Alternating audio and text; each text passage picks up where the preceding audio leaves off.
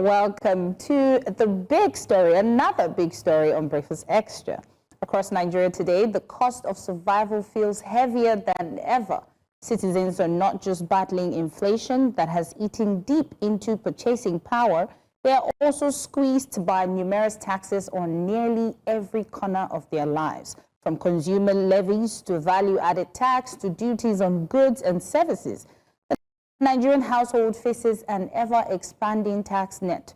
The question is, in an economy already under strain, how much more can citizens realistically bear?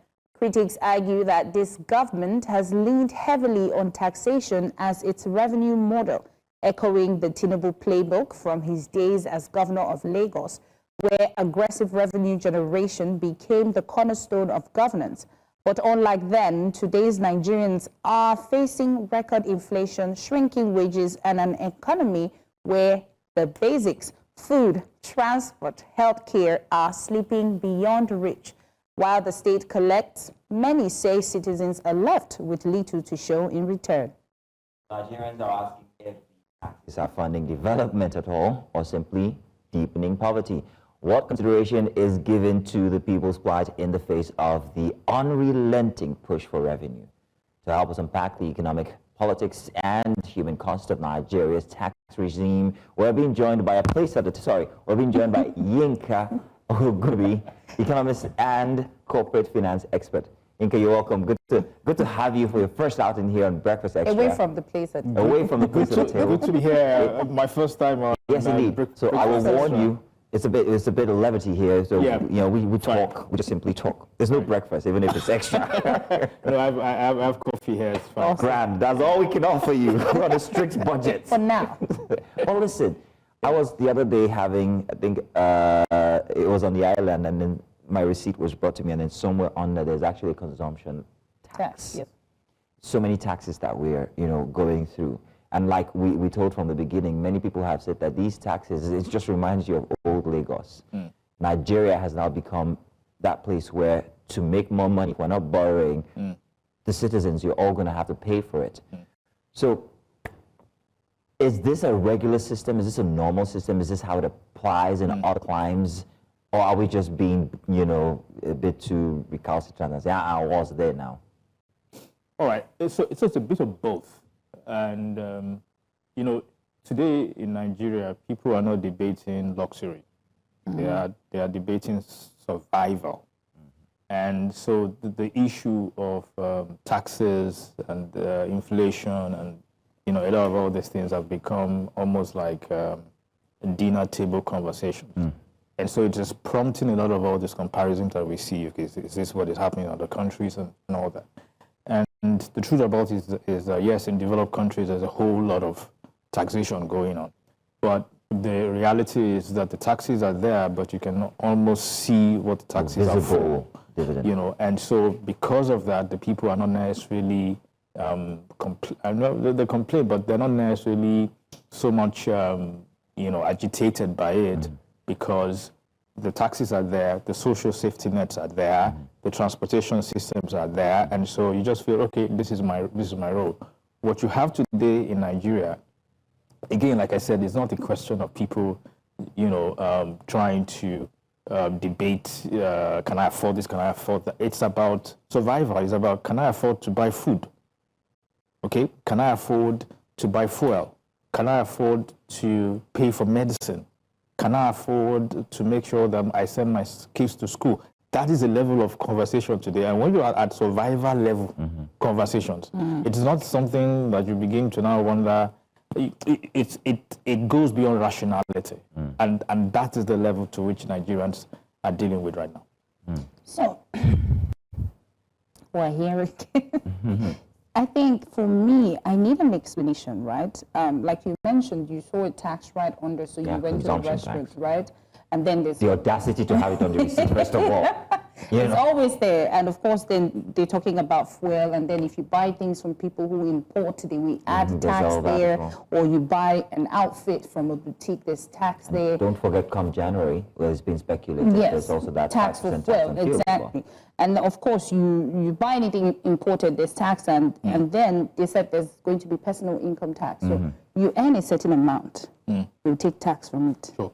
They will now take tax from, you say, let's you buy something from people who imported, they take tax. And knowing fully well that the country will also take tax from those people importing. So can they just take one tax? Yeah, the case of double taxation. Yes, because now you're paying all taxes everywhere. So what's left? So for me, the question is it making sense? Like, help me make sense of, the taxation everywhere. Because if you're taking... That boils on the transparency of all these taxes. So that's what the government tried to do with this new tax act that was just please explain. Passed, the Nigeria Tax Act. Right. So Nigeria has, we're supposed to have a progressive tax system, but in practice, sometimes it's regressive.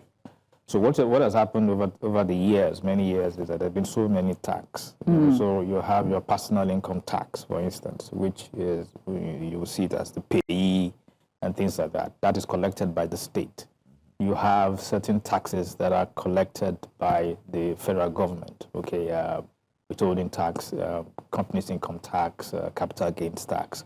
You have taxes, you mentioned taxes on imports. I'm pretty sure you're talking about the 4% that was just charged, which is not a tax, actually it's a levy. It's very weird because it's like, I think there's already the tax in there. It's a levy. A levy. Yeah, it's a levy, but it's also another way of generating revenue. And what even makes that even more funny is because it is the government transferring the cost of collection, which they should bear to importers, and the importers will basically transfer that to consumers.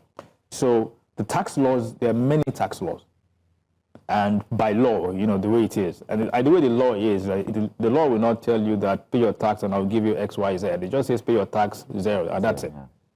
And so what they tried to do with the Nigeria Tax Act was to harmonize all these types, because there's so many of them, And if you look at the fact that Nigeria is a federalist state, it's a federalism in which you have the federal government, and then you have the state government, and then you have the local government, all sharing power. So you have what you call the exclusive list, the concurrent list, the residual list.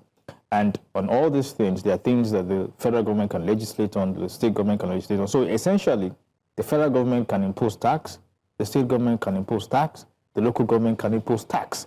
So that was the situation that we had before. Yeah. So with the Nigeria Tax Act, they tried to harmonize that to have it in one document where we can then reduce the number of taxes collectible by the federal, the state, and the local government. So there can be one tax, but I guess what they're trying to do is reduce the number of taxes. At some point it was about almost 60 different taxes. Trying to reduce it I got a question here that's going to break this place at the table. The question is, now I make money, New Central pays me, I get deductions there, but there are other people who, work in this system, not this system as in New Central, but I mean generally, who their means of making money is void of any interaction with federal or state apparatus. They're not being taxed. How does this capture these groups of people? So that's where the government needs to be a lot more creative. Is this why they're about to tax our accounts, for instance? No. That's not the reason. That's not the reason they're about to tax your account. So explain to me. I don't think they're going to tax your account, but so what they're trying to do is this. They believe that a lot of Nigerians are not paying their due taxes. And when I say taxes, I mean their personal income taxes. And that's because the system in place right now is able to capture people like you that work with New Central, like me, myself, because we work in formal... Sorry. No, I don't. Go on. That work in formal establishments, okay, because you have a payroll, Right. you know, and all that, and so they can capture you because you work in a formal environment. Right. They can't capture the informal guys because they don't have the mechanism of doing so. So they're trying to be creative to say, okay, if I can't capture you, I can go through your account, for instance, and I can see, for instance, inflow. all the inflows that you have that's going to your account, and you have to come and justify, and then I assume that, okay, you're making from all this, there's a tax bracket, and you should be paying this amount to the government. Is that Joe or whatever. So, I mean, my advice, and I tell people that They should always specify. If you use that, if you do that, that as much as possible, don't use your account as collection point for anything, okay? From January next year. Okay. If you do, make sure the description is very clear. Okay. Of what it is, Ajo, cooperative, whatever. Because if it is not, they will assume it is income to you, and it is tax deductible. So the reality here is that the government needs to be a lot more creative in expanding the tax net. I have friends, you know, some of them will be looking at me today and say that, better don't mention my name, that earn lots of money every year. I mean, when I say lots of money, the millions, and they don't pay tax because they're not in a formal system, and they slip through the cracks. And so the reality is that if everybody is paying their fair share of tax, like you and me, and believe me, you're paying more tax than some presidential candidates. Yeah, I can bet you. I'm if everybody's paying their fair share of tax, maybe the revenue will come more to government, because really the government has a big revenue issue. Okay. And then maybe this pressure to tax the people who are already overtaxed will not be there. Right now. Oh, I'm sorry. I should. No. See, just go on. So now, if you want to take care of the system of collection, let's say we have that settled. But what about the visible developments to these monies that are being collected? How can we, as the ones who are paying these tax, hold government accountable to the transparency of the collection and also visibility of these projects that they tell? How can we tell that this is what my tax is paying for, this is what my tax is paying for? I will give it to, well, Nigeria currently. I drove from the mainland here to the island the other day in 30 minutes in what should have been rush hour. That was never possible. The road networks are getting better. Yeah. But how much more do they need to do to make citizens see that we are actually working with the monies that we collect from you? A friend of mine, a week ago. You have so many friends, by the way. A friend of mine, a week ago, sent me a screenshot of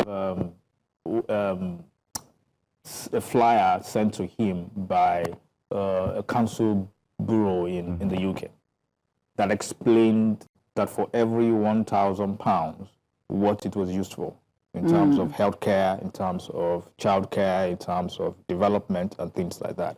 Detailed breakdown. Detailed breakdown. And I asked myself, this is what we should expect, either at the local government level or at the state level. We should know what, for every 1,000 of our money, is 100 naira going here, it's 200 naira going there, and things like that. And to get there, Nigerians have to learn to ask questions. For instance, today, there's a whole lot of money going to state government. People don't understand, people don't realize that when the federation account is put together, a lot more in terms of net allocation is going to states when you add state plus local government together than it's going to the local. We see more development when it comes to federal projects than we do state. Because there's a whole lot of scrutiny on federal. So a lot of people are looking at federal, because federal knows that it is the big brother, everybody is looking at it, it's a bit more transparent. So the leakages are in the states. The leakages are in the state, and there's a lot of money going to states. If I tell you that there's no state in Nigeria today that has not collected at least $1 trillion since 2011. Wow. It's a lot of money going to them. Put me to sleep. Welcome to Breakfast Television. What I will advise is that there are tools out there. I mean, there's a civil organization called Budget, for instance, that does this analysis every year called States of State. And it's very detailed with infographics and all that. That tells you how much a state collects, what it's used for, and all that. And Nigerians we need to use these tools, right? All right, and make sure that the governors are held to account.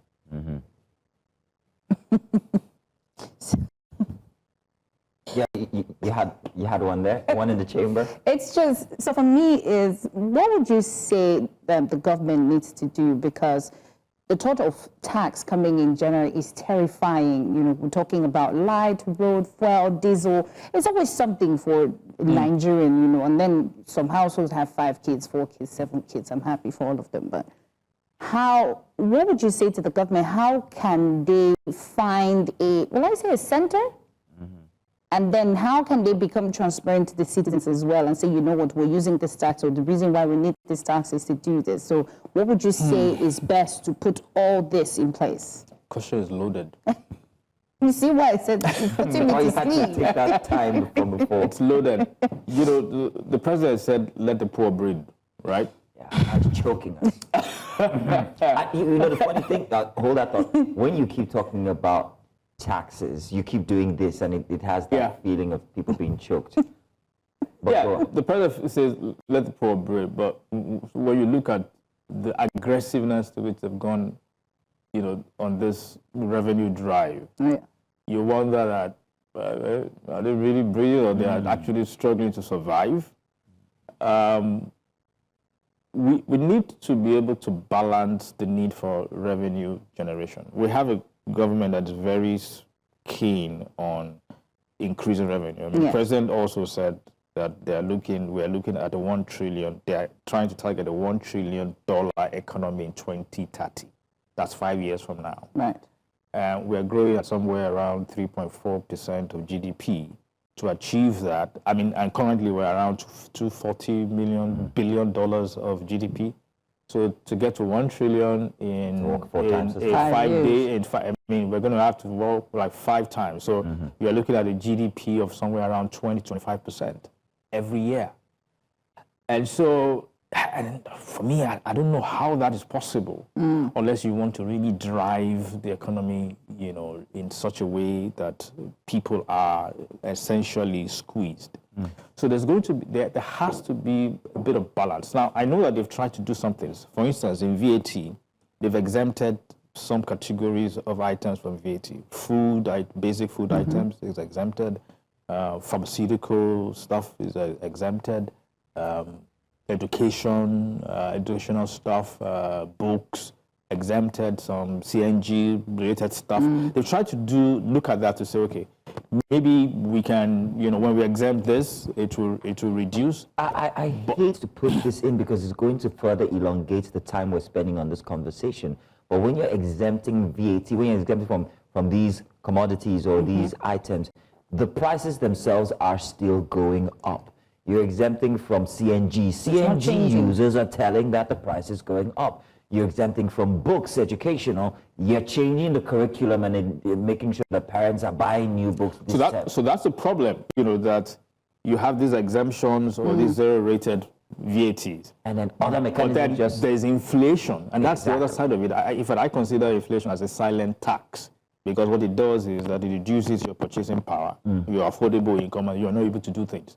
So yes, there's no VAT on school fees, there's no VAT on basic food or items, but processed food is still VAT chargeable.